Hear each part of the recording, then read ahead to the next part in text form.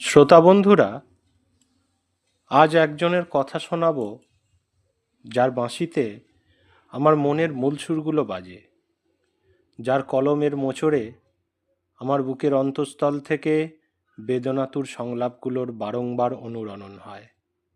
আজ নজরুলের কথা শোনাব। পৌষের প্রারম্ভে তিনি কিছু বার্তা শুনিয়েছিলেন। সারা মাস সুখযাপনের অবসরে বছর শেষের সেই আসর ভাঙার কুহেলিকায় আচ্ছন্ন করুণ সুর আপনাদের শোনানো হয়নি।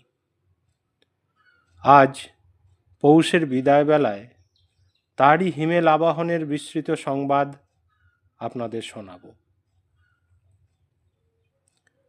পৌষ এলো গো, পৌষ এলো অশ্রু পাথার হিম পাড়াবার পাড়ায়।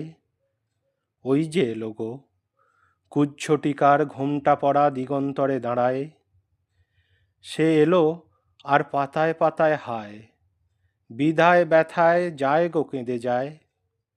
অস্তবধূ আহা মলিন চোখে চায়, পথ চাওয়া দ্বীপ সন্ধ্যা তারায় হারায়। পৌষ এলো গো, এক বছরের শ্রান্তি পথের কালের আয়ু ক্ষয়। পাকা ধানের বিদায় ঋতু, নতুন আশার ভয়।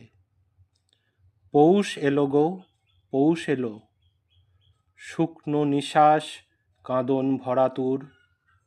বিদায় ক্ষণের আহা ভাঙা গলার সুর।